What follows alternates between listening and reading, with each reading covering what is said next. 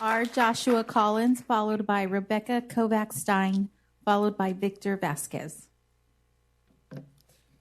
Hello, Council Mayor. My name is R.Joshua Collins, and I'm the founder of Homeless Advocates for Christ. And first, I'd just like to encourage everyone to give their life to Jesus Christ, who died for us on the cross to save us from hell, to give us forgiveness for our sins.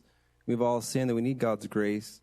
One thing we can remember about Jesus is he lived as a homeless person during his ministry. He said he had nowhere, the Son of Man has nowhere to lay his head.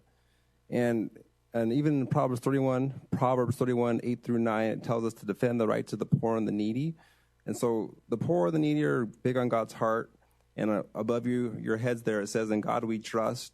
And if we really trust in God, we're going to try and do what he wants us to do, which is to look out for those in need. And I have a friend here that his rent went up about 80% in 8 years.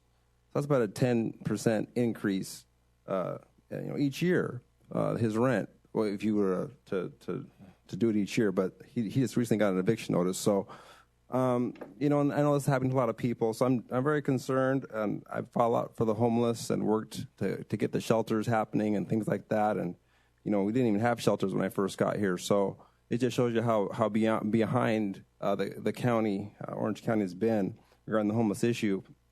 We need to fight to make sure we don't create more homeless people.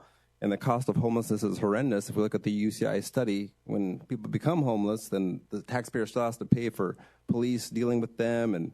And of course, if they get in the hospital, because they're going to get sick more often on the street, that's a huge bill that the taxpayer still has to pay. So better to step in and before people become homeless, make sure they don't become homeless if they're already housed. So I definitely want to fight, encourage you to fight for affordable housing and, of course, for rent control and all those types of things, because some people that don't need a lot of more money are the ones that are creating all these issues.